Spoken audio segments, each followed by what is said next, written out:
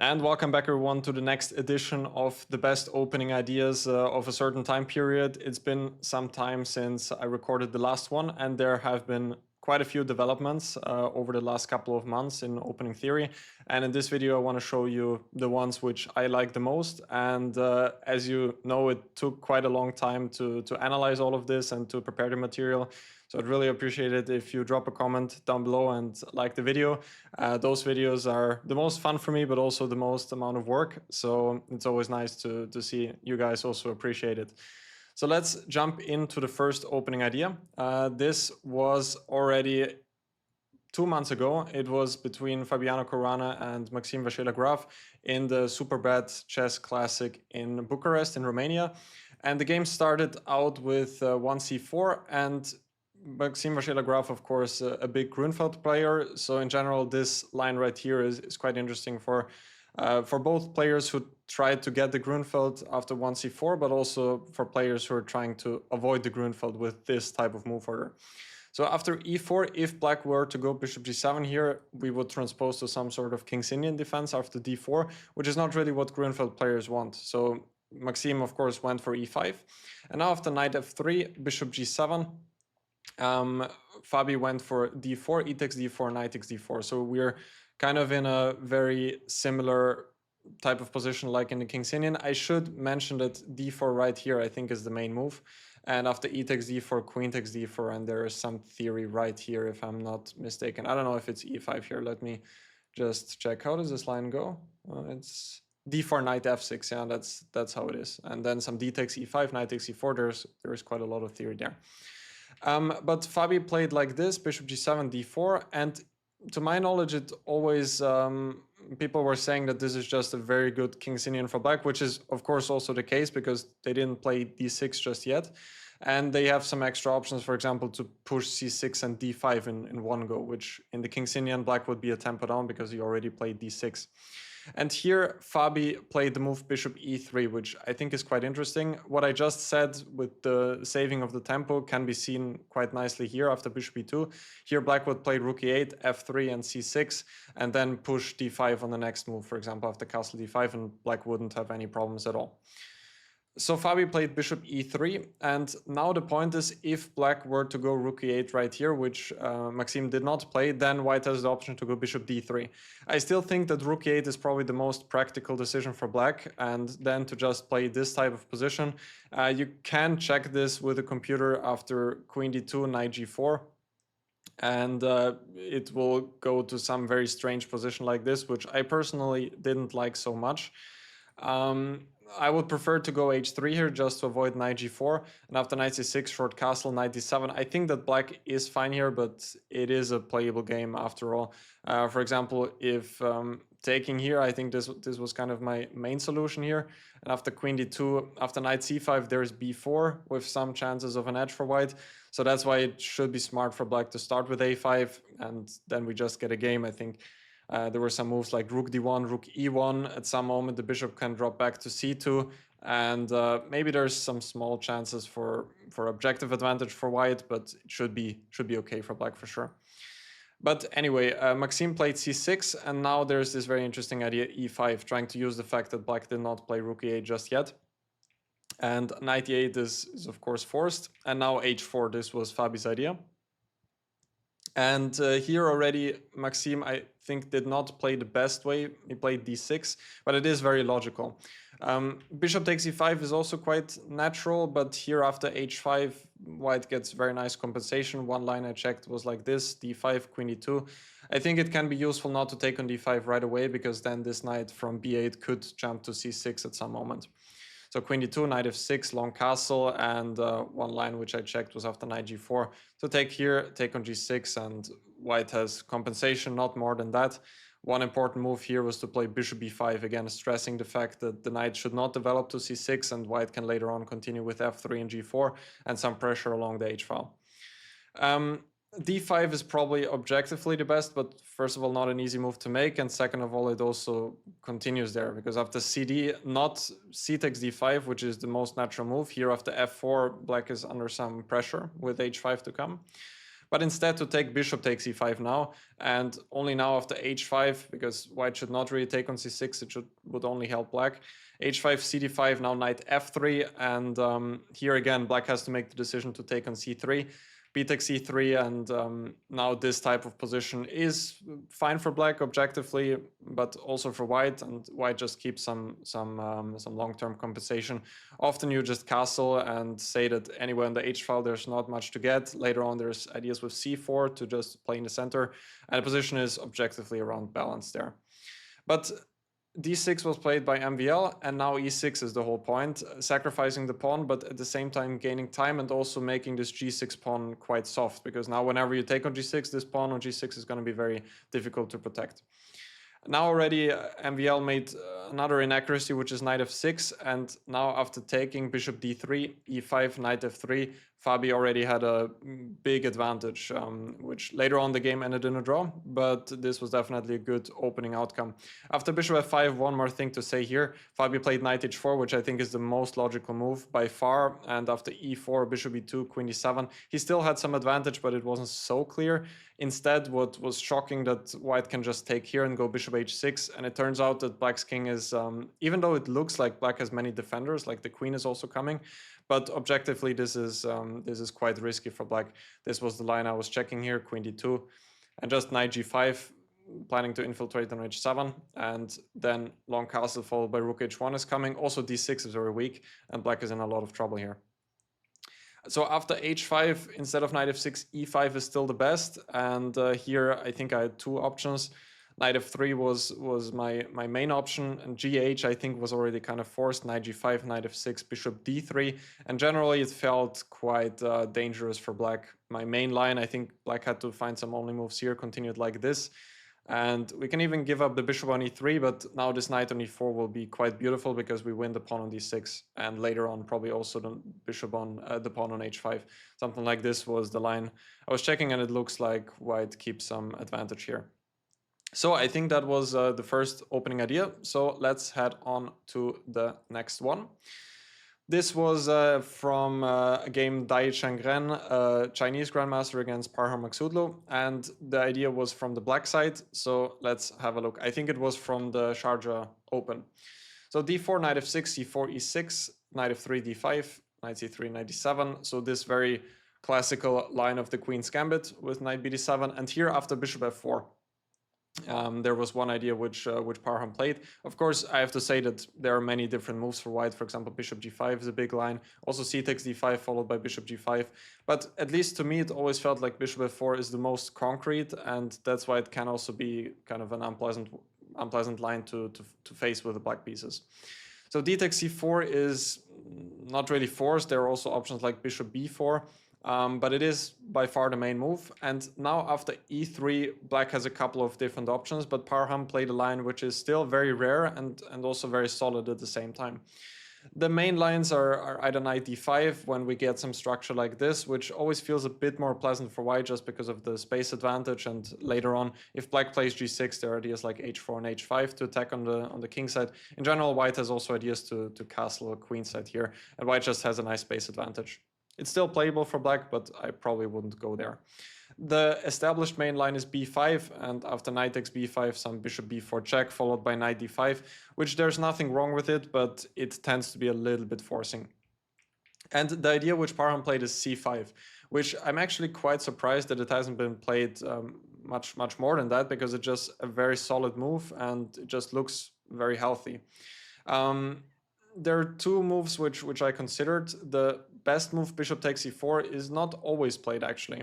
D takes e5 was in fact played, for example, in the game which made me have a closer look at the line with Parham Maksudlu.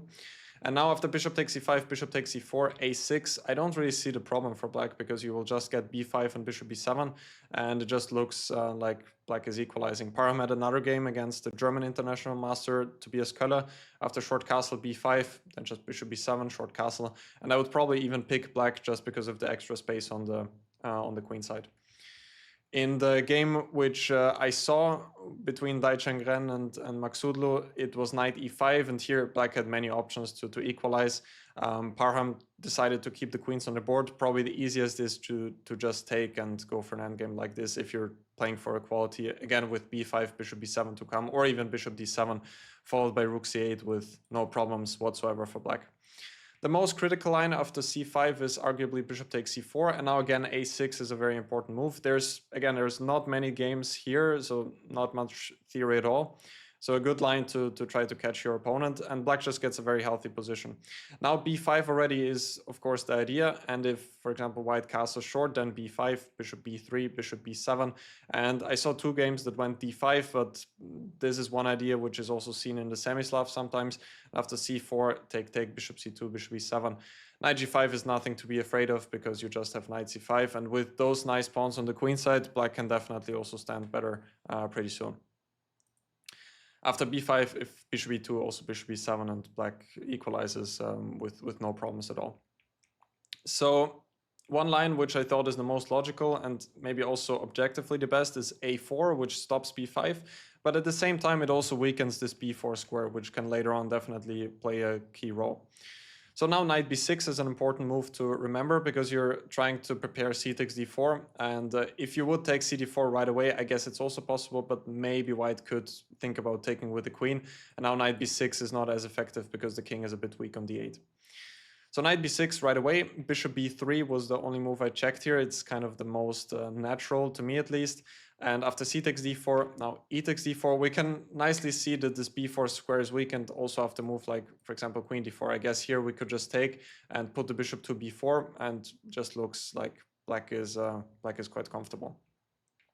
So e takes d4 was the only move I seriously checked here, and now knight bd5. And this bishop on f4 is attacked now. I'm not sure where most people would go here. I thought bishop e5 or bishop g5 are the most logical. After bishop g5, we can play bishop e7 and just castle on the next move. And now only after knight e5, there is one key move to remember, which is the move knight to d7 here. Bishop d7, I think, was played in some games, which is also okay, but here with this knight already being on e5, even if the bishop reaches c6, white sometimes can take here. Also, you need to consider knight takes d5 when white could have the more active pieces in some positions like this. So knight d7 is a key move to remember, and the point is that after bishop e7, you can take back with the knight. And even though white's pieces also look more active here, he has the isolated queen's pawn, and black is just very solid with either taking on e5 on the next move and then putting the bishop to c6, or even sometimes to go knight f6 and then bishop d7, bishop c6, because now the knight on e7 protects the bishop on c6 as well. So another move I checked here was bishop e5, and here there was another key move, which is that now bishop e7 is not as effective, because in general you would really like to take with the piece on d5 just to keep the isolated pawn for white. But here g7 is hanging. Maybe this is also possible, but I could imagine that the rook could get trapped in a position like this on g2. So instead, yeah, here after you would probably need to take e5, but then a position like this just feels unpleasant for black because the d5 pawn is weak and b7 is also hanging sometimes, so the bishop cannot develop as easily. So that's why I found, or I didn't find, but the computer found the solution bishop d7, which just prepares bishop c6, and then black will have very nice control of the d5 square. If knight takes d5, knight takes d5, again, you want to trade, you want to capture with a piece. And if now white would take here, I think black wouldn't have any problems. Maybe you could even think about including bishop b4 check here, but I guess e5 is easy enough. And then you can even think about developing with f6, and with the bishop pair, f6, bishop e7 castle. With the bishop pair, black even has chances to be better here. You can protect b7 and c6 always with this move, bishop c6. So short castle is the move I was looking at, bishop c6, now rook c1, and here it seemed like black has many different options. You could start with queen d7. In general, it felt to me like black should go for f6 in some moment just to be able to develop the king side. I was also looking at this and queen d7, and really didn't see any issues for black. The computer gave some lines like knight d2, knight e4 to try and regroup, but even if the knight reaches c5 and you capture it, with this nice control, I don't think that black is really in any danger to stand worse. So that was the next idea in the Queen's Gambit, knight bd7 with c5. I think a very solid line and a very nice surprise to play in your game to surprise your opponent. So let's have a look at the next idea, which is in the King's Indian, in fact. So let's see how the game, how the position reached there. It was from the game Muhammad Muradli against Momchil Petkov. I think it was also from the Sharjah Masters. Again, it was quite a long time since I prepared some of the games, and later on more and more ideas came, and I just had a hard time catching up which ideas to choose and which not to. I had to delete many of the ideas because I found some problems. So that's why it also took a bit longer. So it was this specific move order that we reached the King's Indian from, castle bishop e2, and we are reaching the main position of the King's Indian.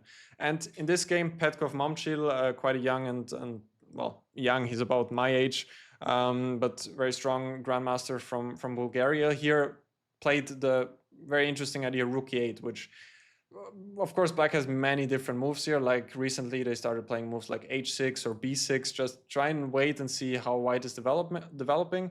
But rook e8 always seemed to me like it cannot be that good, because now white is going to play d5, and then the rook is just misplaced on e8. But on the other hand, what I realized is that you also took away many different setups for white. For example, sometimes white does not really want to go d5 right away. For example, after bishop c6, they could play a system. After knight c6, they could play systems like bishop e3 or something d takes e5 here with the knight on c6. I'm not even sure. I think bishop e3 is also a big move here. Yeah, it is. So this is one of the upsides with rook e8, because now white kind of has to play d5. D takes e5 is also possible here, but even though you're losing a tempo compared to the normal exchange variation in the King's Indian, which would arise here if white would take here. The thing is that castling kingside for white is maybe also not the most critical, because in this line white often castles queenside later on, or keeps the king in the center to go to e2 later on. So this is not so clear if it's actually that great of an inclusion for white. And in general, the exchange variation is not very critical. So there was one game between Nikita Vityugov and Jordan van Forest in the Spanish League 2023. And it continued like this, knight d5. You could take here like in the normal King's Indian exchange variation, and then play something like c6, where I think that black is also equalizing quite comfortably. But Jordan played the move knight d8, which is even stronger in my opinion, because you just keep this d4 square available for your pieces, and the game continued bishop g5, f6, bishop e3, bishop e6, and later on you can push out the knight from d5 with c6, and I would probably even pick black just because of this d4 square, which can be later utilized for your knight or for this bishop on g7. In general, of course, you would really like to trade this bishop somehow, maybe with h5, bishop h5, king h7, bishop h6, or also if possible to go bishop f8 and some knight a6, bishop c5. That would be one key idea here. But anyway, this is not really critical. d5 should definitely be played, and now a5. So of course the rook is kind of misplaced on e8, because in many variations in the King's Indian you would like to play f5. I mean, in most of them, to get some counterplay on the king side. And of course the rook could be more useful here. But there are even some cases where the f8 square is available for the queen, and you could go for ideas like this sometimes. We will get to that later, but it's not entirely clear if it's so bad for black. That's kind of the essence of it, and it is a surprise for your opponent. So here I checked a couple of different ideas. The first one is knight e1, which is also seen in the main line.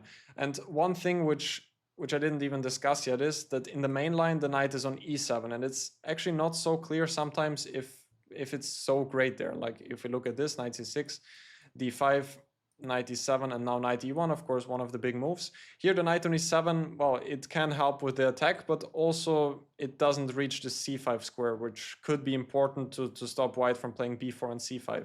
So this is one of the upsides that, well, you could argue this is one of the upsides, that the knight can still reach the a6 square in many of the variations. For example, after knight e1, yeah, knight a6 now, knight d3, and now knight d7. So now it's not going to be as easy for white to push c5 in this variation. Now bishop e3, and here I think it's important to take this knight from d7 to c5, still to kind of stop this a3 and b4 plan from happening, and also you're already activating this bishop on c8 and trying to prepare f5 as soon as possible. Another idea is to play f5 right away and then to play knight ac5. This should also be possible, and then to play just b6, stabilizing knight on c5. And then, for example, here, two lines were possible even, for example, f4, and to play like this. Here, a very important idea for you to remember in this line is to play bishop f6 in this position, preparing bishop h4 and just trying to trade this ugly bishop from black, and also to trade the very important defender in white's camp, which is the bishop on f2. Another possible line was even knight f6 here, and there was one game between Tinjing Yao, a strong grandmaster, and Begmuratov, hopefully I pronounced that correctly, and this should have also been okay for black. It went like this, knight f4, and objectively it was also not much for white here. But my favorite solution was knight dc5, and after f3, f5, a3, bishop d7, and now you can be threatening a4 in some cases. And here there were two important ideas. The first one is that if white tries to get b4 here, in the end you have this idea with knight b3. If you wouldn't have this, and if the knight would have to go to a6, then it's probably quite bad for black. But here the knight is coming to d4, and I think that black has very, very excellent counterplay here with the knight being on d4. Because the thing is just that if you get the knight to d4, white really doesn't want to give up this bishop, because then all of the dark squares are weak. Also the e4 pawn will probably drop, and otherwise this knight on d4 is just a huge nuisance for white to deal with. So that's why I also checked b3 here, just to slowly prepare rook b1 and then b4. And here again, after f4, we reached a very similar position to what we saw earlier. Bishop h4 is coming, and of course white has play on the queen side, and we will kind of reach some very typical Kan Sicilian type of play. After bishop h4, maybe you'll try king h8, g5, rook g8, and g4. And it's just this typical type of Kan Sicilian mess, but objectively it's very much okay for black. So knight e1, probably not even the most critical move. Most critical move is probably bishop g5, which is a typical idea in the Kan Sicilian. The idea is that white wants to provoke h6 and then drop back with the bishop, and then use this h6 move for him, because now sometimes f5 doesn't work as well anymore, because let's just see at a line like this, if you would go knight h7. First of all, this pawn on h6 is hanging, which could be attacked with queen d2, but let's just say white makes a move like rook b1. Now f5 could sometimes run into knight h4 ideas when this pawn on g6 is weak. Of course, this is probably not a good example, because f4 could already be coming right away, but just that you've seen the idea. Also, the knight is of course hanging. I don't know what I'm talking about. But in general, it's an important idea to remember. For example, if g3, f5, then knight h4, those ideas are always there with inclusion of h6. So I didn't really want to play h6. Another option, of course, for white would be to just go back with the bishop. Yeah, of course, that's also one thing. But I didn't really want to play h6 just yet, because anyway, we can kind of use the bishop on g5 later on as well in some of the lines, as we will see. So knight a6 was my solution, and after knight d2, which is typically the idea, now bishop d7. And we are not really playing for this f5 plan just yet.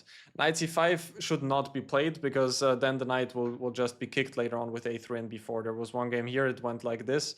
And now we can just see that b4 is coming. It was even a correspondence game, I think, which I copied in. And now black is really in a lot of trouble. So you don't really want to commit the knight to c5 just yet, but play bishop d7 first. And after a3, now there's a very nice idea to remember, which was first played by Ivan Šarić, I believe, in the European Championship of 2024 in Petrovac. And he played the move queen to e7, which is still very flexible, but he had a very deep idea behind it, which I'm sure was also his preparation. The game went rook to b1. Before we go to that, I want to point out the move b3, which can also be quite useful, just stopping a4 for good. And now there's this idea with queen f8, which I was talking about earlier, that now you can try to use the fact that the rook is on e8, and you will later on have ideas with bishop h6 to try and trade the bishop. For example, after rook b1, you could argue for h5, and then to try to go knight h7 and bishop h6.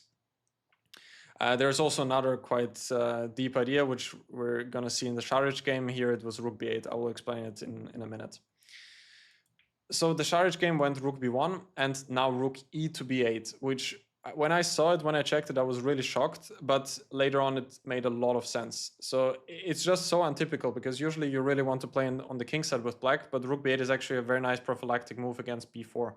And b4 was also played by white, who was Mustafa Yilmaz, so not a weak opponent by any means, a very, very strong player.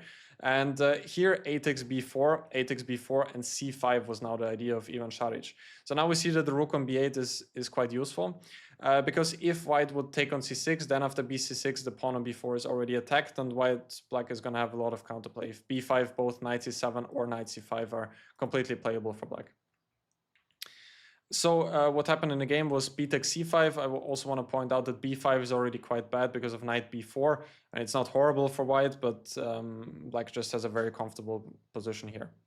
So b takes c5 was played, and after knight c5, this is how the game went, and black equalized with no issues whatsoever, and the game was declared a draw pretty soon after that. So definitely keep in mind this rook b8 idea here. Whenever white goes rook b1, we can actually remember that we want to go rook b8 to be able to face b4 with this very nice plan, taking and going c5. There was also another super nice prophylactic idea which I wanted to show you, which was after this move b3. And here, of course, rook b8 is also a nice idea. Just again, whenever b4 comes, you can take and go c5. And if queen c2, for example, if white is waiting, now knight e8 would be a nice plan to either prepare f5 or bishop h6. And again, whenever b4 comes, you can take and go c5. There was also another fantastic prophylactic idea, which was in the line h5, which I checked here. Again, rook b8 is probably my favorite choice. But in this exact position right here, even though you didn't get c5 just yet, anyway, white will not get c5 himself anyway. And after knight f3, now you can prepare c5 prophylactically quite nice, because c5 right away would run into this and c5, and you have trouble with this d6 pawn because you cannot take, because then the bishop on d7 would drop. So instead here, there's this fantastic move, bishop e8, which is one idea I've also never seen in the King's Indian. And the point is that you want to prepare c5, so let's just say white makes a move like h3 here. Then c5 is completely possible, because here c5 isn't working because the bishop on d7 is not hanging. So this was another pretty cool idea, which I just wanted to show. But anyway, in this bishop g5, the most important thing is that just remember you want to go queen e7, and whenever white goes rook b1, you want to go rook b8 to counter b4 by taking and going c5. And if white doesn't go for b4 just yet, you have ideas with queen f8. For example, queen c2 is a line which I haven't shown yet. Now it makes sense to play h6, and after bishop e3, now h5. And now we have the threat already of knight g4. And if h3, now you can think of playing queen f8 followed by bishop h6 with good play for black. If bishop g5, this doesn't do anything because you can just play knight h7.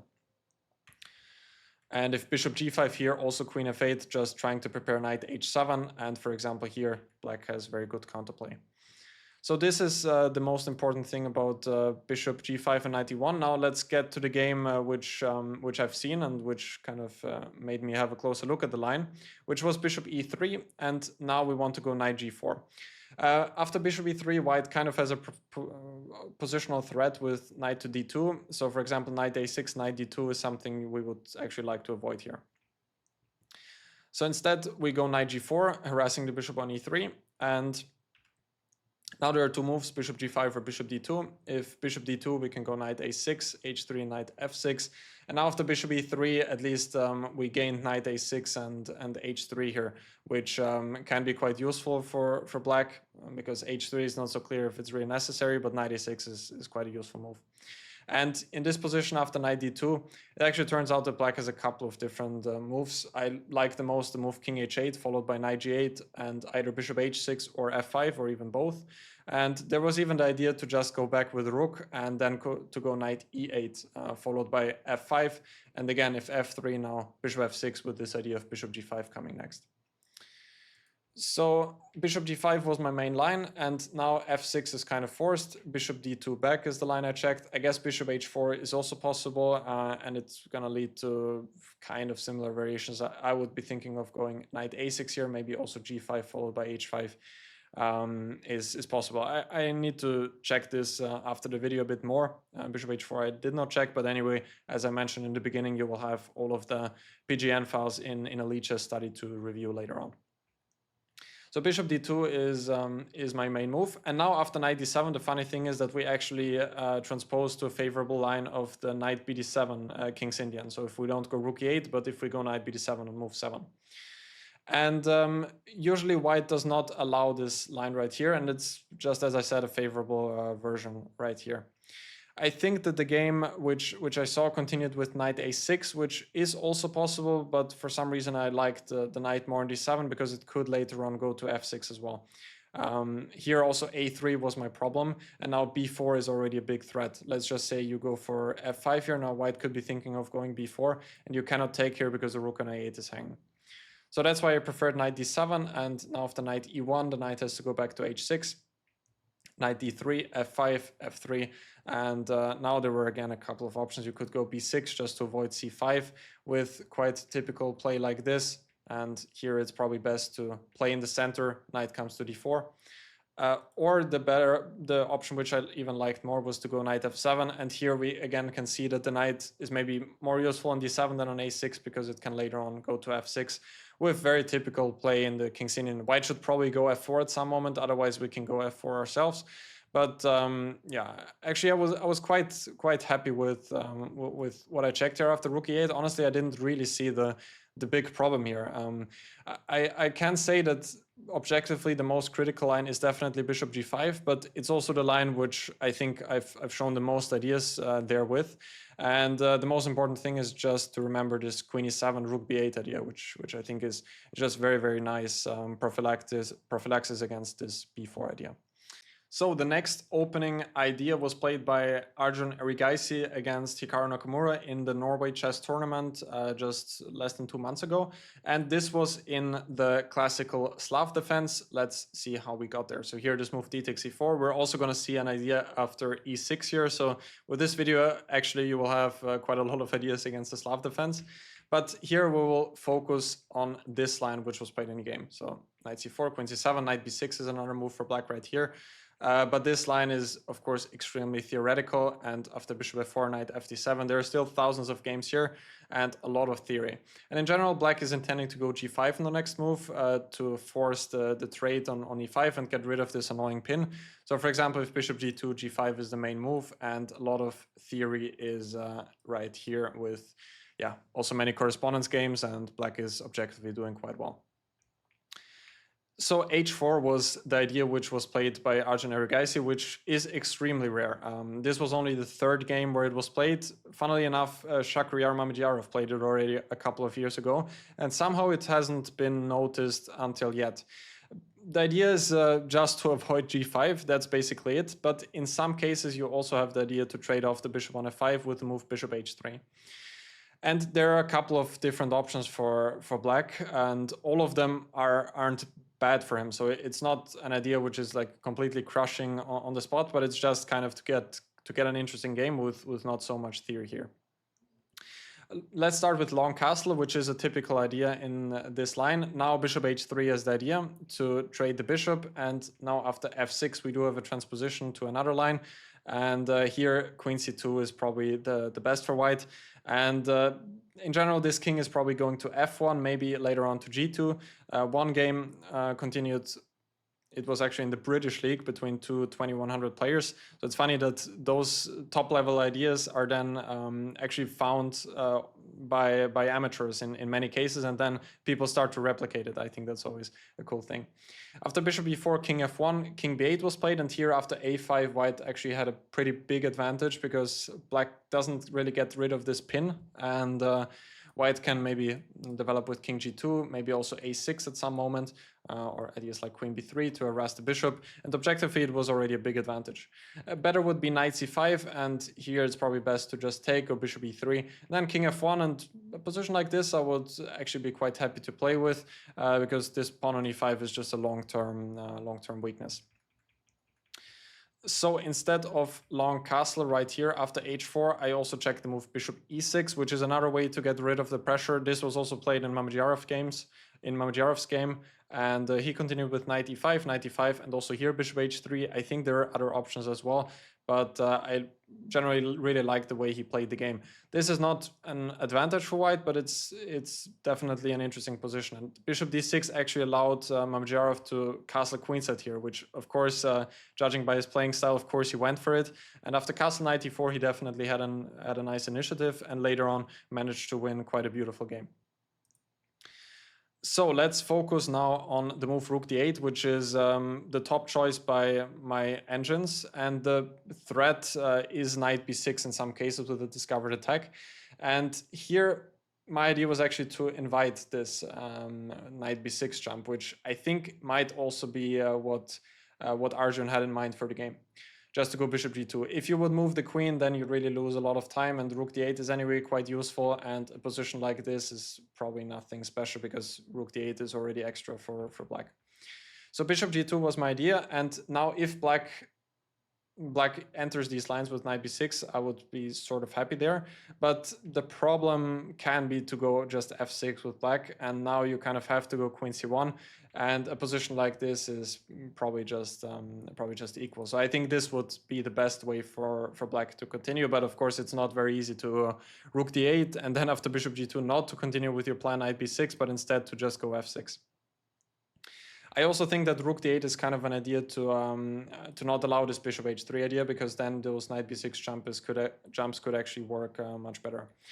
Anyway, after bishop g2, knight b6 did allow some beautiful variations, which I'm about to show you. After bishop takes c5, we can sacrifice the queen, and after queen c8, there is the beautiful move bishop takes g7, because black cannot take back due to the fork on d6. Black had many interesting options here, which all lead to unclear play. One of them was rook g8 with just a big mess here after bishop e5. In general, I guess that for humans, it's easier to play with the pieces, at least in this position maybe. For computers, maybe to play with the queen. At least that's my impression. One line just to see after knight takes c4, how it continued. Bishop h8, queen e6.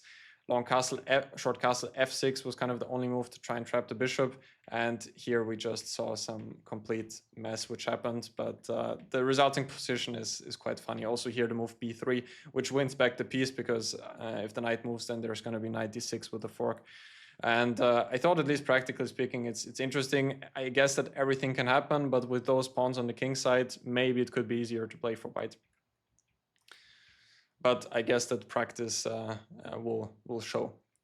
So f6 was the move which was played by Nakamura in the game, and I think it's also the most logical move, because you're just keeping better control of the e5 of the knight on e5. And here bishop h3 was in fact the idea, which was also played by Arjun. Bishop takes h3 is sort of forced. Rook takes h3, and now Hikaru played rook d8. Instead, long castle we already talked about after queen c2. We're kind of ready to take on e5 whenever this knight on d7 moves, and if bishop b4, then this position and a5 is favorable for white. So rook d8 was played by Hikaru. Now queen c2 was played. Queen c8. I have to say that Hikaru actually reacted extremely well to this idea. And queen c8, black has a normal position. Now Arjun went for the move knight d2 and went for rook h1 and long castle, which, yeah, I'm not sure I like it so much. He was also worse later on, because it just feels like the king on the queen set can be quite weak sometimes. Here I would probably prefer king f1 followed by king g2 with a playable position. Apart from that, after queen c8, my favorite choice would probably be to take on e5 and to go for a position like this, which is more simplified, and you do have chances later on to use this f6 weakness with h5. There are a couple of more variations here which you can find in the PGN as well. So let's head on to the next opening idea, which was a game between Mamedov Rauf and Pranav V. And this chapter of the video is actually a little bit different, because it's not. Yeah, it is a big idea in my opinion, but it's more about the concept behind it, which I think can be quite useful for many players. So it was the Italian defense. It was bishop c4 here, and knight f6, d3, bishop e7. This line, which is now very, very topical. Knight c3, d6, a4, and this line with bishop g4 here. And if you would have played like this some 20-30 years ago, people would have probably laughed at you because you're just giving up the bishop pair for nothing at all. But with the help of computers, it actually turns out that black is very solid here and can really play like this, and many strong players have successfully deployed this system. Black's plan is just to put the knight to e6 and then slowly try and prepare d5 with queen c7, rook d8, and d5 then. And the plan which was chosen by Rauf Mamedov, I think, is very, very nice, at least from a practical point of view. He played queen f3, rook d8, and now rook a to e1, which is the start of a pretty beautiful plan. Rook e1 has the point that you're trying to stop d5, because then after d5 the rook is going to be very useful on the e file, and here it doesn't really work for black as well. For example, here after d5, e takes d5, knight d4 is typically black's idea, but now you can see the rook on e1 is very useful. And in the game, after rook e1, a6 was played. Very logical, trying to prepare b5. And here, Mamedov played the move h4, which is kind of the start of the plan. And it's just a very nice positional move. First of all, white would have plans later on to push h5, and then sometimes h6, which even happened in the game. Second of all, now white can have ideas. For example, if black plays g6, trying to stop h5, you can take on e6 and then put pressure on the pawn on e6 by going queen h3. This position also, nothing special is happening, but maybe white has a small edge. I would be thinking of maybe even rerouting the knight here and going h5. I don't know if that is objectively good, probably not. But you can also play for slow play like g3, king g2. Maybe d4 or f4 should be considered in some cases. It just feels like e6 is a long-term weakness with this nice queen on h3 here. After h4, in general, as I said, h5 could be a plan, also g3 followed by king g2. For example, if king h8, just a random move which I made, you could play g3, king g2, and then slowly try to improve your position. Maybe also rook h1 followed by h5 later on. Just feels a bit more pleasant for white. So in the game, b5 was played, a takes b5, a takes b5, and now he played knight e2 and later on won quite a nice game. Here also this idea by taking on e6 and going queen h3 would probably objectively be a bit better, but I also really like the way he played it, and yeah, just for reference, this is how the game went. And he struck in the center and, as I said, won a nice game. You can also find it in the PGNs if you want to review the whole game. This is not everything just yet about this video, because now I realized that, well, this is only in the a4 line. White could also play the line with a3, and also here black plays the same with bishop g4. And I was just wondering if white could play exactly the same here. There are still some games, just the pawn is on a3, not on a4. And to me, it feels like also here it's quite a nice idea to play with white. Just rook a e1, and now black can gain some space with b5, but it's not so sure what it's actually doing. He can go a5 and b4, but then you're just going to take and reroll the knight to e2. So if black goes a5, b4, you just take, and then knight e2. And then some of the light squares can also be weakened. And again, here, if b5, you just go h4, and it's going to be quite similar to the lines we saw earlier. Of course, it does make some difference if the pawn is on a4 or not, but in general, the plans feel to be quite similar. So this would, at least to my knowledge now, this should also work in the line a3 if black goes for the system here. So very nice plan here to go rook e1 followed by h4 in many of the cases. Before we conclude this video, I actually have to say that this very much reminded me of one of my ideas, which I played against Rasmus Svane in the Marshall defense. Let's see how we got there. I made a separate video about that, which I'm gonna link right here. And here after d3, I played this idea right here, which I prepared, which is the move h4. So kind of similar to the idea which we've just seen. The idea is just we want to gain space with h5. Sometimes knight g5 could be an idea. So it just reminded me of that. So let's head on to the next opening idea. So let's have a look at the next idea, and this was in the Sicilian Kan for the white pieces. The game which I saw here was Alan Pichot against Xiao Tong. I think also from the Sharjah Masters, but please correct me if I'm wrong. And it came in the Sicilian Kan. So here after a6, bishop d3, which is the main move, bishop c5, knight b3, and now after bishop a7. Here Alan Pichot played the move bishop f4, which I've never really seen before when I first saw the game. Then I also saw saw that some strong players actually played it before, but it never really caught up. There was, I think, Sergei Karyakin who played it once. I believe also Andriy Yesipenko. And the idea is that you want to develop with knight c3 followed by queen d2 and long castle. And as far as I can see, it's important to start with bishop f4, because if you would start with knight c3, now after knight c6, bishop f4, black can play e5. And now with the queen not being on d2, you don't have the option to go bishop g5. So I think this is kind of the main idea of starting with bishop f4 right here. After bishop f4, I believe that black has only one really good option, which is to play d6 right away. If black goes knight c6, we see another idea behind developing the bishop to f4 right away, which is bishop d6. And it's going to be quite hard for black actually to get this bishop out. He could play bishop b8 in some cases, but well, first of all, you can at least consider moving the bishop back, but even taking on b8 is probably a very serious option. Or also maybe moving the bishop somewhere looks quite annoying for black with this bishop on d6 if he doesn't get to play the move d6 himself in the very near future. Another big mistake for black is to go knight f6 here because of e5, and then this knight is going to be in some trouble. If knight d5, maybe just bishop g3 back followed by c4 looks quite bad for black. Knight e7 is another option here, which is quite logical. Here it was quite an important idea that after knight c3, short castle, you can play queen to h5, which is even stronger than queen d2, with ideas of e5 coming pretty fast, and black is under a lot of pressure. Instead, d6, as I mentioned, is probably the best by far here, and now after queen d2, black should probably play the move e5 right away, which is quite strong. But yeah, not many people are going to know it, and even here you're going to get a very playable and arguably dangerous position for black.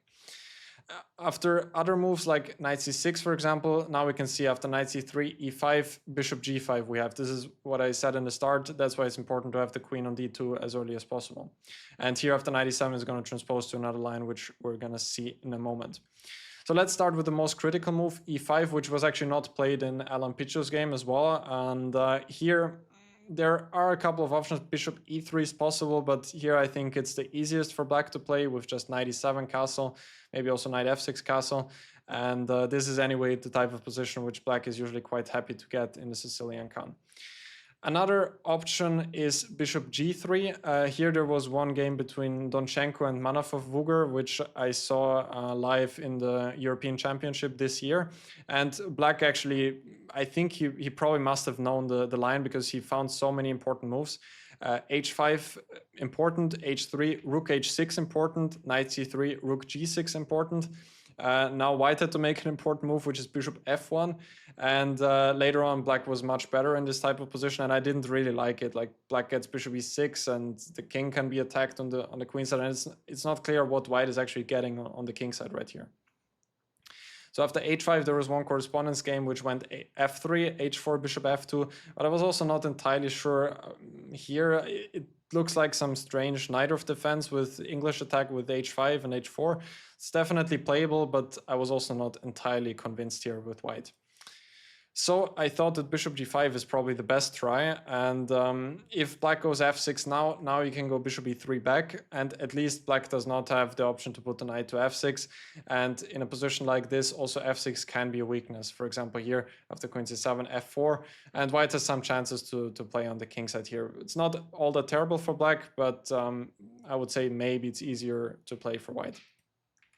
Knight d7 is another move which was played in a real game. It continued knight c3, knight c6, long castle, bishop e6, king b1, and after short castle, a very important move was played, knight to d5.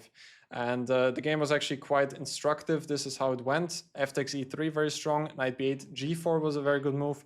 And after b5, white should have used this very nice idea, queen b4 followed by queen e4, when black is much worse. So this is about e5. As I said, I think bishop g5 is still the best move for white here. But in the game I'm referring to right here between Alan Pichot and Xiao Tong, knight f6 was played, and here black actually was in a lot of pressure very soon. It was knight c3 and black played h6. Another correspondence game went short castle, long castle, and also this. I think that black really needs to go for e5 just here. And well, here already white has the option to go bishop g3 comfortably because h5 and h4 is not there. And white won quite convincingly in this correspondence game because just the pawn on d6 is a huge weakness. So in the game, black played h6, but now after long castle, e5, bishop g3, we got something very similar. White got f4 and f5 even, and had cb3 was also a nice move. And just in the long run had this d5 square. I will just make a couple of more moves. Adam Pichot played very well in this game. Bishop c4, and now we can just see the disaster in which black is strategically speaking, because d5 square is just white's forever in this game. So this was the idea here, bishop f4. I think a very interesting try. Not many games played here. I do have a feeling this could be recommended in some course somewhere. I never saw it somewhere, but I just got the feeling. So if you guys know if it's recommended in some course, then definitely let me know. I would be quite curious. So this was this idea. So let's have a look at the next one. So the next idea got me really excited because it's actually in one of the lines which I recommended in one of my other YouTube videos in my 1d4 repertoire for white. This was Pragnananda against Nodirbek Yakuboev from the US Chess Cup, I believe, and it was in d4, knight f6, knight f3, d5, and e3. So this is the repertoire I gave in my one d4 series. And after e6, bishop d3, bishop d6, here Pragg played the extremely interesting move knight c3, which looks completely ridiculous if you look at it at the first time, because usually you really want to develop this pawn first and only then to play knight c3. But Pragg's idea was actually not to play with c4, but instead to play with e4. And often we're going to get some type of French positions where I believe that the bishop on d6 can sometimes just be misplaced. And I was honestly quite surprised how difficult it is for black to really find an easy equality, at least from a practical point of view, to come up with the moves. Because how black played was very natural. He played c5 in the game. Now d takes c5 was Pragg's idea. And after bishop takes c5, short castle. And now his quite simple idea is just to push e4 on the next move. And in the resulting structure, white just has very, very easy moves. Like e5 is always going to be an idea, maybe a3 and b4. And Pragg had a very nice advantage, as we will see quite soon. The game followed bishop b4, now bishop d2. Not allowing black to ruin our pawn structure. Knight c6, a3 now, bishop d6 was played, and now Pragg was in time to play e4. And after d4, knight e2, he broke the center with c3, and here he just had a very pleasant position and won the game quite convincingly, I would say, in the long run. So this, as we can see, is how easily it can go wrong for black. Now let's come to the possible variations what black can do. Knight c6 I thought can be one move which you could play, but in general it's not always such a great idea to copy your opponent's moves. Here after e4, if you would take, then the knight is just misplaced on c6. And if they continue copying at some moment, yeah, it's a funny position, but at some moment they have to stop copying. Like here, bishop e4 I saw was already losing because of some captures in the center. And yeah, black is just one move down in some of the variations. So knight c6 probably not the best idea. Short castle I think is maybe one of the most logical moves. And here e4 is definitely possible right away to go for a position like this, where again the bishop is probably a little bit misplaced on d6 here. And after knight d7, queen e2, still white kept some initiative, because for example here after knight f6, bishop g5, we can see the bishop would much rather be on e7, where then black could capture on e4. So here white keeps some pull. e5 instead was better, and after bishop g5, queen e8. Also here after short castle, white definitely kept the initiative because black's pieces are not, it's not so easy for him to develop everything. But queen e2 is my favorite choice right here, because you want to prepare e4, and then if black captures everything, then you can take with the queen. For example, if knight d7 now, then you get e4, take everything, and after knight f6, queen h4, and white actually has a very, very big advantage already with moves like bishop g5 to come with a very strong attack. Knight b7, not the best choice. Again, c5 is d takes e5 is our reply, bishop takes e5 and e4, when the queen on d2 obviously is also very, very useful for us. So the computer came up with this move bishop b4 as the best, just to stop e4. But now again, we get some very funny position where I think that black's play is not so easy. After bishop d2, b6, for example, I thought was logical. Now after a3, we get the bishop pair and are actually ready to castle queenside in many of the variations. Computer suggested knight to e4, and here I found it quite instructive that with the opposite color bishops, I believe we can castle queenside quite comfortably, because black will not have an attack coming quite soon. c5 can always be just, yeah, we can just always capture on c5, and then this bishop is opening up also the d file, so this would already probably be quite bad for black. And apart from that, we have the plan to push f4 first, then followed by rook g1 and g4, and I think that practically speaking, black is under a lot of pressure here. So the best was still to go c5 here. Now d takes c5 was necessary, otherwise c4 is a threat. And now again, black always really wants to take with the knight on c5. That's the most important thing for him. And that's why knight d7 was important. e4 does not lead to anything special right here, because he will get back the bishop pair. And that's why a3 I thought is the best try. Now we have the bishop pair for one moment, but yeah, black can take on d3 in some cases, even though that's also the idea of me behind it, because I think that taking on d3 would often help us, because then we have really nice control of the dark squares and also get nice control of the e4 square. For example, after bishop d7, short castle, rook c8, I felt is very logical. Now f4, and our idea is to play on the king side, for example, with rook f2, followed by g4, rook g2, and then maybe g5 at some moment. And here, I think it's very logical for black to take on d3 in principle, but after c takes d3, I find it very hard to find a useful plan for black, because now the e4 square is protected, the bishop on c3 is both a nice defender of the queen side, but also a fantastic attacker on the king side. And again, white could be thinking about ideas like g4, g5, and something like this. Maybe also rook f3, rook g3 at some moment, and with definitely easier play. Of course, I have to say knight takes d3 is not the best, but practically speaking, it's not easy for black to find the right way. Like, objectively speaking, I think the computer liked knight e8 in this position, followed by knight d6, but already you need to think about some ideas like bishop h7 or rook f3, rook h3. So I don't think this is so easy for black to find. So this was the best here for black after castle queen e2, but yeah, not so easy to find all of that. The best move in general is knight bd7 here, but that's what I said in the beginning. I don't think that many players would play that right here. Just realizing also that knight d7 is so important to play it right away is not easy at all. The idea is that if we play queen e2 now, then black is in time for c5, and now we can see that if we take knight takes c5, we will never get to e4, and therefore we're kind of lacking all active counterplay. The same applies after short castle, then c5. Again, we actually want to take, but after knight c5, we don't get the move e4.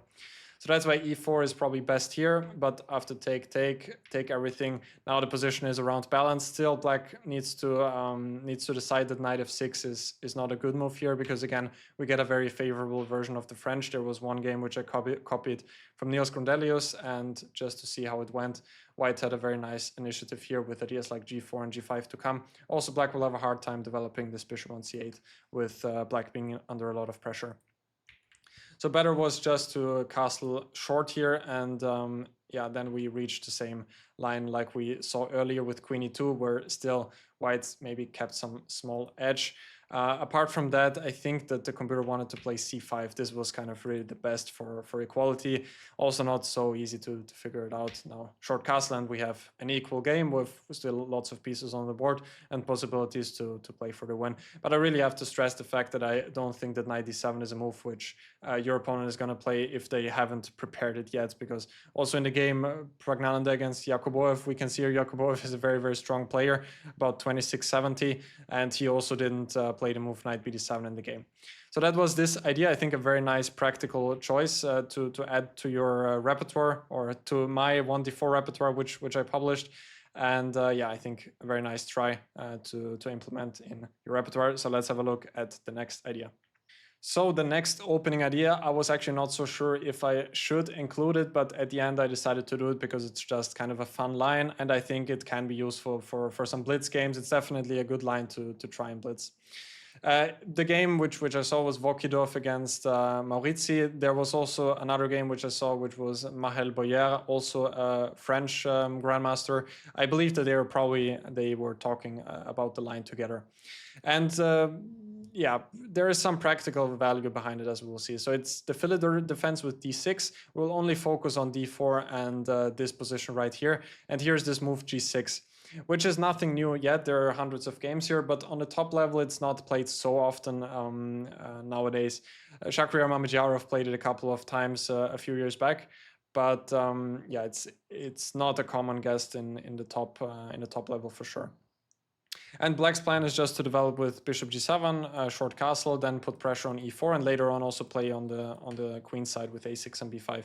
Objectively, it's not that great, but I don't think it's so easy for white to come up with the best plans. G3, for example, is not that critical at all. There was this game by Mahel Boyer, and Black just has some type of King's Indian position with knight c6 followed by rook e8, and nothing really to be worried about here. Queen e2 is another interesting move, which was also one game by Mahel Boyer against Mateusz Bartel, and one of the very critical lines, because white immediately wants to intends to play e5, and black needs to be quite careful here. Knight c6 is important, so the game continued take, e5, d takes e5, and now Mateusz took on e5 with the queen, bishop e7, and here after bishop h6, which was played, now queen d6, and black was actually already kind of okay here with bishop f8, and Mahel then managed to equalize and draw the game quite comfortably. The objectively most critical move is bishop d2. I don't think that any human would play that over the board. And after queen d6, now queen a5, and it was extremely messy here. Knight g4. In general, it felt like it's more dangerous for black, but also white definitely needs to know something here. So yeah, that's about queen e2, not the move which is probably going to get played in most of the games. I think that either bishop g5 or bishop e3 are the ones which are mostly going to get played. Let's start with bishop g5, now bishop g7, queen d2, the most critical move, and now after h6, bishop f4, knight c6. It was not so easy for white. There was one game, Jordan van Forest against Shakhriyar Mamedyarov. It went bishop b5, bishop d7, take on c6, b takes c6. I think it's important to get the b file.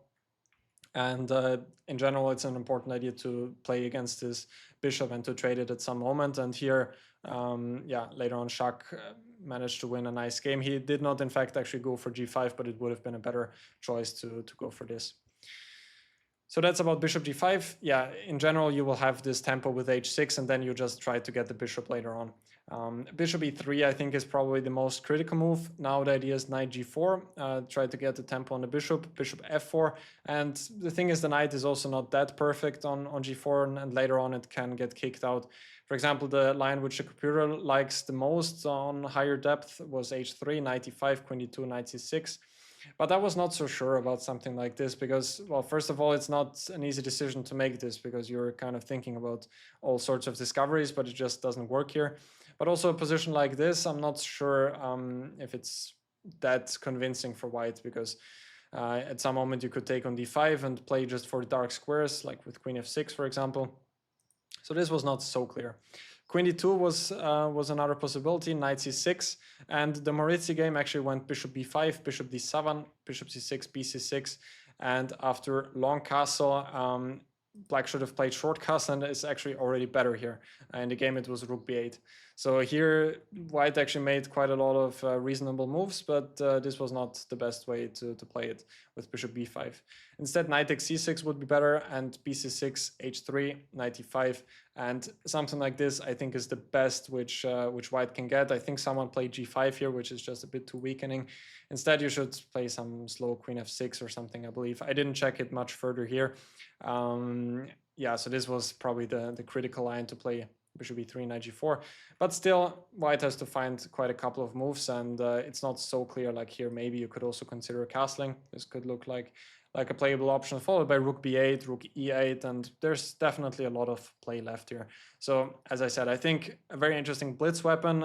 We also saw Mihail Bergier played it against Mateusz Bartel in a classical game and was able to draw that game. So it can definitely be played in classical as well, but I probably wouldn't play it that often. So let's have a look at the next idea. So the next one is a smaller one, but still a quite nice one to know of. If you're playing the Sicilian with d6 on the second move, this was Pranav V against Bronstein Orr from the FIDE World Rapid Team Championship in London, held recently. And it's in the Moscow with bishop b5 check, knight d7, short castle a6, and this line, which is becoming more and more topical nowadays, with taking and c3. So after knight f6, white goes rook e1, and the point of the line is that if black goes bishop c6, after d4, take, and bishop g5, white gets pretty good compensation. This line is also very playable for black, but it gets very, very messy. So in general, black would really like to play e6 here to avoid those complications, at least I personally would like to. And after d4, mostly black went for bishop e7 here, which is the main move. And after e5, they are playing this type of position, which still feels a bit easier for white. I mean, black has the bishop pair, but white will have some attacking chances on the king side later on. So the idea which black played here is the move h6, and it looks quite ridiculous, but the idea is quite nice behind it, because if white goes for e5 now, you can take and put the knight to h7, and from here on it can be a defender, but most importantly it's actually an attacker with ideas like knight g5 to come. So I think e5 is the most natural. This is also how the game went. And now white played queen e2, bishop c6, knight d2, and after knight g5, take, black already had the initiative with queenside castling to come, with a very nice position for black. In another game, also Bronstein Orr had another game here. After bishop f4, he played bishop e7, knight bd2, and here white was already close to lost after g5. Another reason why we can see the knight on h7 could be useful here. Anyway, bishop on f4 is probably not the best square, but we can see how easily it can go wrong for white here. Another option is to take on c5 for white and go knight e5, but here after bishop e7, I don't think that black is any worse after short castle on the next move, just very solid. So h6, a nice idea to add to the repertoire, and I think this could easily arise if white doesn't really know it. And also objectively, I didn't see any reason at all why h6 should be bad for black, and practically a very interesting try. So let's have a look at the next one. So, as I mentioned in the encounter between Arjun Erigaisi and Hikaru Nakamura, there's going to be another idea in the Slav, and that's what we're checking out right now. This game was played between Pragg and Sindorov in the USChess Cup, and it's an idea from the white side. Again, very nice preparation showed by Pragnananda. So it was d45, c4, e6, and here we had the semi-Slav with c6. Pragg played the move queen to d3, which is not a big sideline itself. There are many games here, but after knight d7, he found quite a nice and very rare idea. I should say that black also has the move d takes c4, queen takes c4, b5, and after queen d3, now after a6, there's quite a lot of theory, but I believe that many black players try to avoid that, because after g4, there are still many questions to be answered by black, and I included my analysis here in the PGN. If you're curious, you can definitely check it out. In this video, I just want to take a closer look at the Pragnananda game, what happened there. But in general, this is quite critical, and that's why I believe that many black players are trying to avoid that by going knight bd7 first. So that was also playing in the game, and here Pragg played bishop f4, which is very, very rare. And the idea is that you don't want to move this pawn just yet, because you want to have the option to play e4. Why not e4 right away? That would be a good question, because here after taking everything, bishop b4 check, black equalizes quite soon, because after bishop d2, he can play c5 with just nothing much happening here. And in general, it would be quite nice for white to play knight d2, and that's also one idea of having the bishop on f4, because here knight d2 would be a bit awkward having the bishop on c1. But with the bishop being on f4, then it's becoming a very serious option. For example, after a6, which was also played in the game, now e4, and if black were to take now, first of all, he has the move a6, which is not fully useful, but second of all, we have the bishop on f4, and now we are already ready to castle queenside on the next move. So d takes c4 would be another option here. This was also played in the game. And after queen takes c4, b5, not to take the pawn on c6, but instead to go queen to e2. And in their game, I believe they played b4, knight a4, bishop b7. Here, rook to d1 would have been stronger than the move, which I believe was played in the game, which was rook c1 here. And after bishop e7, there was this quite computerish move, knight to d2, trying to regroup the knight to either b3 or c4. And objectively speaking, white was much better, but of course, some time would be needed to fully understand the position right here. Queen a5 is objectively best in this position, and again we see this idea with knight d2 followed by knight b3. Another option would be to go e5 and bishop d2, which is maybe an easier way to just get a game, but knight d2 is trying to get the maximum here just by trying to get knight b3 next. And yeah, some of the lines are quite hard to understand. Like after queen b6, g4 was very strong with ideas of g5, and taking on d4 in general feels very slow because well, I guess that the knight on f6 has to retreat to g8. Well, my computer here says knight d5, but yeah, that's a story for another 50-minute video, I would say. So one line which I checked was queen b4. In general, if you're more curious about the lines, definitely review the PGNs. There are some variations which I'm maybe not discussing in the video, but I've added to my analysis. So after queen b4, knight b3, c5, queen c2, this seemed like a more human way of playing because now a3 is a big threat, and if c4, now at least we have some control of the center, and also objectively white is probably standing a bit better here.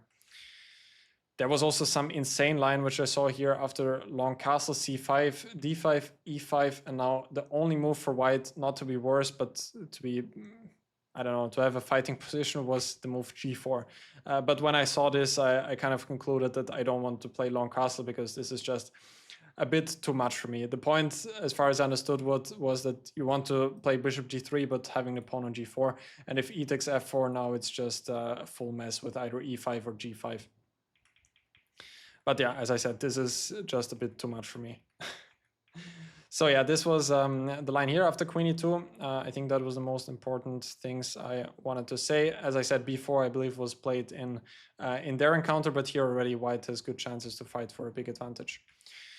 So that's about a6. In general, if they take first and then go a6, then e4 is just going to transpose. And bishop e7 would be another quite natural way of playing. Here e4 once again. And after knight takes e4, knight takes e4, take everything. Again, we see that we just have a tempo up with the bishop on f4, and here we have the idea of castling queenside, and with nice play overall, because black just is lacking space, and the bishop on c8 is not really taking part in the game, and will also have a hard time doing so in the near future. Again, there were some lines like castle e5, which I was checking, d takes e4, queen d2, very interesting things, but you can definitely check it out in the PGNs. It's kind of it would make the video a bit too long if I would go into that much further here. In general, felt like black has to know or find many accurate moves here. I think it was like five only moves in a row here. So now we come to the objectively best, and I wouldn't say only, but by far the objectively best move, which is the move c5, which I also think that no one at all is going to play over the board, because it just feels, I mean, the idea in the semi-Slav is, or in the Slav in general, is there that sometimes you lose a tempo like this if white made some moves which, yeah, can be used by then attacking the center. But here it just feels a bit strange to play like this if you haven't prepared it. Also, what you need to understand is that knight b5 is not losing on the spot, which is only the case because black has this intermediate move dc4, queen c4, and now knight b6, again very important. And then he can cover the c7 square and also attack the f4 bishop. And here it's fine for black. My idea was here to take cd5. I guess that's also what Pragg intended. And now ed5 already would be lost because of knight b5. There's no dc4 followed by knight b6.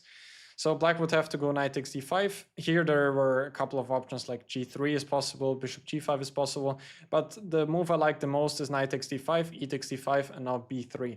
So b3 is stopping black from playing c4. For example, if we would go e3, then c4 is definitely an option, and probably black has quite easy play with bishop b4 to come in many variations. So b3 has the point to just stop c4, and in general the structure is a bit risky for black because often he will have the hanging pawns or also the isolated queen's pawn on d5. Bishop e7 is the best. Now g3 is the way of developing, trying to get the bishop to g2. And again, here black had to be very accurate. The only way to really equalize was to take on d4 first. The point is that if black castles first, then after bishop g2, if he takes on d4 now, then after castle, knight c5, he doesn't have some checks on b4 on many occasions, or also queen a5 check. And here, white just has a very nice long-term advantage against the d5 pawn. Another logical way would be to play b6, but again, I think that white has the easier play in some position like this. Just some moves which I made to illustrate what white's plans are. Typically h4 to stop g5 and just to gain space, and then to put pressure on d5 indirectly by playing bishop e5, and white just has a very comfortable position. So the best was to take on d4 right away, and after bishop g2, now knight c5, queen d4, knight e6, and now we see the whole point that here after queen f4, black has queen f5 check. Even this position, I think, is very playable, and still black has to figure some things out. Of course, our king has to go to f1, but later on it can get to safety either to g2 or also to h2. For example, here bishop f6, h4, and it's important for black to play bishop d7 also here, which I'm not sure is so easy, because after bishop e6, then white gets bishop f3 followed by king g2. And the same doesn't work as well after bishop d7, because now he can play rook fe8 followed by bishop e5. For example, here it would just lose the piece. And here after bishop d7, for example, king g1, and then at some moment rook d1, and just d5 is very weak, and objectively it's nothing much, but it's still very playable for sure. And this is, of course, if black finds all of the moves until then, which is close to impossible, I believe, because c5 already is very difficult. Even Sindarov didn't find it in the game as well. So as a conclusion, I think bishop f4 is a very, very interesting line, which I believe we're going to see much more in the near future, especially if you're playing black. It's definitely worth taking a closer look at it, and a very interesting line to add to your repertoire with the white pieces as well, I'm sure. So let's have a look at the next idea. So the next opening idea was actually played very, very recently in the Super United Rapid and Blitz in Croatia, in Zagreb. And this was Gukesh against Fabiano Caruana. And let's just have a look at what happened. So it was especially interesting for me because this is one of my main openings from the white side, the double fianchetto. And here Fabi played this line with c5, which is very solid, c takes d5, and now knight takes d5. And the important thing was here that white doesn't want to castle just yet, as we will see. This was Gukesh's idea. Knight c3 was played, now knight c6. In general, I would like to mention that modern theory suggests that after knight takes c3, in general, these type of structures are quite pleasant for white, because this bishop on c8 has a hard time getting out, and also the pawn on c5 is a bit overextended sometimes, and this bishop on g2 is just very powerful. This just as an understanding, because it can be important later on. So after knight c6 here, which still there are many, many games here, Gukesh played the novelty h4, which is very interesting to, in my opinion. The main line is short castle, and after bishop f6, now queen c2, black is very solid. There are many games which end in a draw. After b6, there are some concrete lines here. Also, white can play rook d1, rook c1, but in general, black is very solid. So h4, of course, looks quite strange at first, but nowadays it's not really a surprise anymore if people are just playing randomly h4 in some cases. I think that white has a couple of different ideas. In general, knight g5, of course, is a very serious option in some cases, but there are also other ideas, as we will see. I checked a couple of different moves. First of all, knight c3, again, can or should be countered by d takes e3, and once again, this structure is probably favorable for white. Just as an example, this endgame can be quite unpleasant for black. For example, c4, knight e5, and there's another nice plan just to gain space on the king side with g4, perhaps followed by g5 or h5, with a very nice position for white. Another move is queen c7, and here we see another point here with this move h4 here. Now knight g5 is one idea, and if h6, we can play g4 with good chances on the king side to launch an attack. So other moves are bishop f6. Here I liked knight g5. This is probably the idea. Now black can of course take the pawn, but white gets quite nice compensation. Also ideas with knight e4 to gain back the pawn on c5. And if b6, then again there were a couple of ideas, but queen b1 I like the most, threatening mate on h7, and if g6, then f4 led to very unusual type of play. Bishop b7 was the line I checked. Now the computer liked the most to go for this type of position, which I wasn't entirely sure. Bishop d5 in general, you don't want to take that pawn because just all of the files are opening up and black gets crushing compensation. I like the most the move knight ce4, which is by far not the best engine move. It's still around equal, but I think practically it puts the most amount of pressure on black, because after taking he always has to watch out on this long diagonal. And for example, after h6, which might be a logical move, then long castle was quite a funny idea, and taking is in general quite risky because yeah, the king is just going to be very weak. And white has a very nice attack, and apart from that, if he doesn't take, then h5 is coming with very nice attacking chances. Black's best is maybe to play h5, which is also not an easy call to make, because then this knight on g5 is forever going to be there, or also not if he plays f6, which would again could be a weakness definitely. Knight d4, the best engine move, led to some strange variations here. Knight b4, castle, knight d3, too many knight jumps for me to comprehend. And in the very end, it was still quite an interesting position with ideas like g4 and g5 to come. Yeah, anyway, I'm going through all of that quite quickly. So if you want to revise all of that material, again, I would recommend you to have a look at the PGN file, which I'm providing to you in the description down below. So that's bishop f6, which I thought was quite useful. Another idea, if h6, then we would like to castle. And now if black goes for bishop f6, which is without h4 and h6 the main move, now we have this interesting idea with knight h2 followed by knight g4 with at least some questions to answer for black. Yeah, I think knight takes c3 we already discussed, so that leaves us with the move which was played by Fabi in the game, knight f6, which is actually a very interesting reaction, at least over the board. I think Fabi reacted very well. Now Gukesh went for short castle, and after e5, rook c1, bishop f5, d3. It was a playable position. Fabi was completely fine. Gukesh later on managed to win the game. But a better try would be, instead of to castle, to go rook c1 right away, and then immediately to try and put pressure on the pawn on c5 so that black doesn't have time to fully consolidate like Fabi had it in the game. And here white definitely keeps some practical chances, because it's not so easy for black to defend the pawn on c5. So as a conclusion, I think h4, very interesting line, and I believe that we're going to see much more of that in the future as well. And just keep in mind that if you want to reach that line, of course, you shouldn't castle earlier on, but it's definitely worth the shot. Maybe also for classical, but definitely for rapid and blitz as well. So that was this idea. Let's see what we got in the next one. So we have come to the end of this video. There's only one more idea remaining, and this one is quite a fresh one, and one where I also kind of went a little bit further to try and see if it also works against other major lines. But let's jump in before I talk too much. This was also from the Super United Rapid and Blitz from Zagreb between Alireza Firouzja and Zuckertort of Notterbeck. And the line featured here is this very topical line in the Italian with bishop to g5 right here. And the move orders, to my knowledge, don't really matter so much for the line I'm about to show you. You could also start with d6, and after bishop g5, a6, then we are back into the line. Now, of course, white does not have to develop the knight to d2 just yet. There are a couple of different options, but it is the main line, so we'll just focus on that for now. Notterbeck played bishop a7, and here Alireza played a4, which is quite a typical idea. I mean, in general, you could also castle short first, which is probably the main line, but I'll firstly show the idea which Notterbeck played, and then we'll move on to the move orders.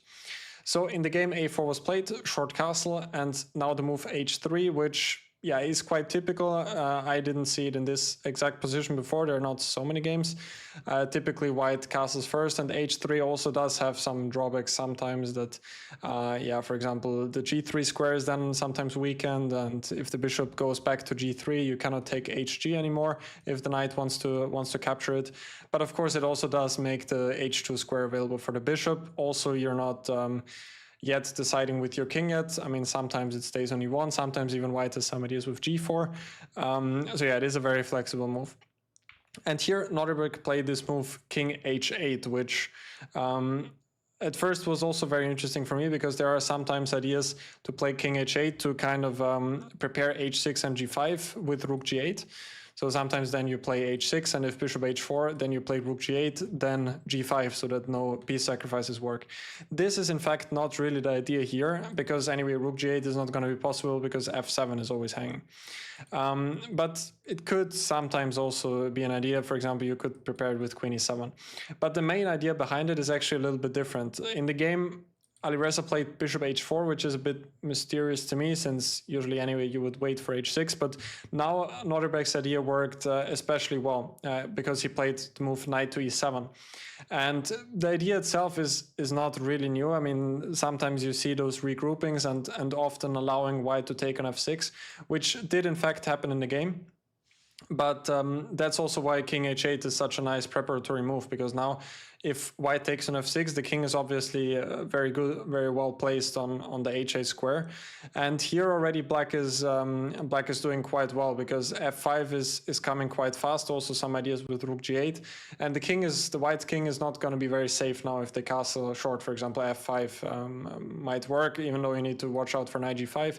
But for example, you could play c6 d5, maybe rook g8 at some moment. Also knight g6 is a very typical idea.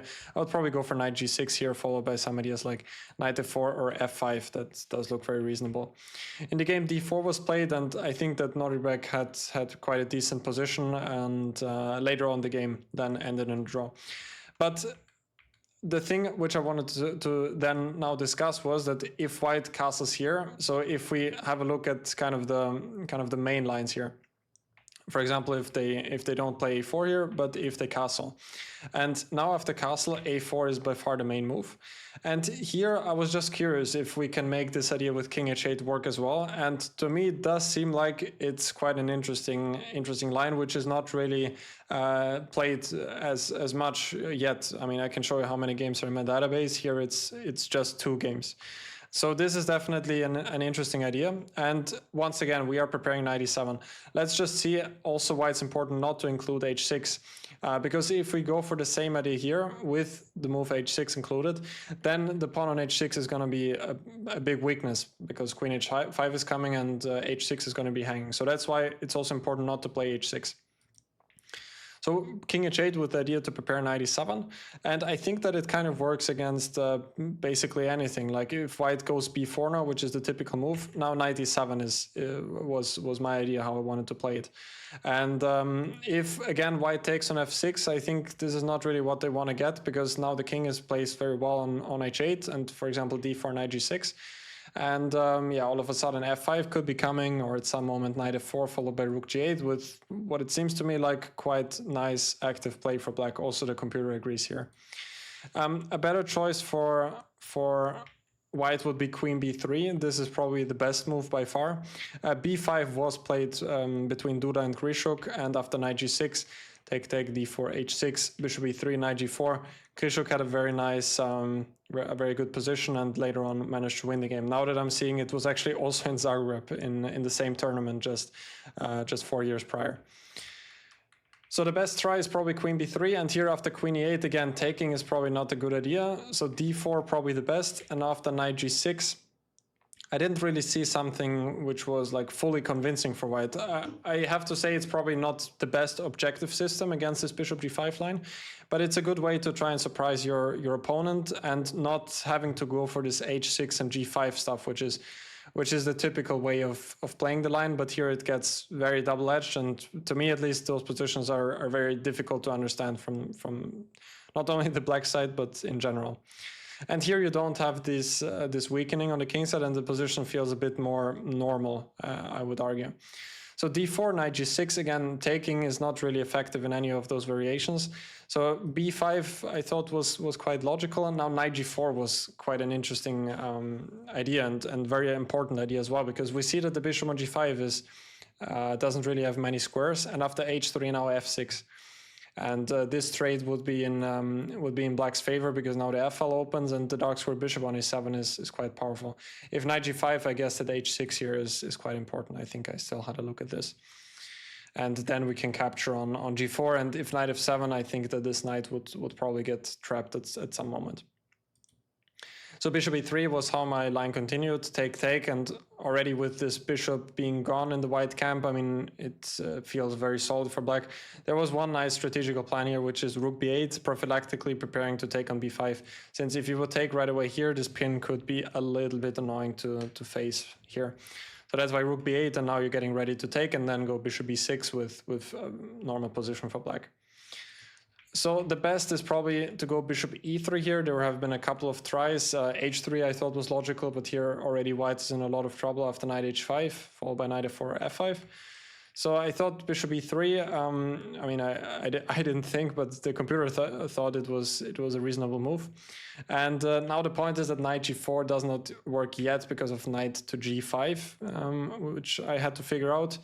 Or which the computer had to figure out, and that's why h6 first. Now knight g4 is definitely a threat, and this is kind of the maximum which white can get in this line, what I believe. And probably white is better objectively a little bit, but I don't feel like it's the end of the world, and especially practically black does have a lot of ideas to play on the king side.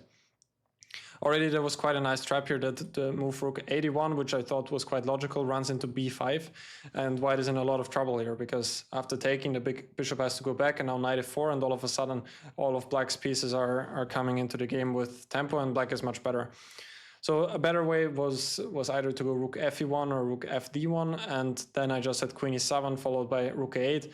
And the computer gives some small edge for white, but I don't really believe in it. Like black has plans like knight h7, knight g5, or even knight d8, knight d6. I wouldn't really touch the queen side that much with black. At some moment you could think about bishop e6. I also saw ideas like bishop d7, bishop c6. So in general, I felt like this should be definitely acceptable for black. So I think this whole line is quite interesting, and as far as I can see it can be played against basically all of the systems in bishop g5. So definitely a line that can be implemented to try and surprise your opponent, and not to go to these very forcing lines with h6 and g5.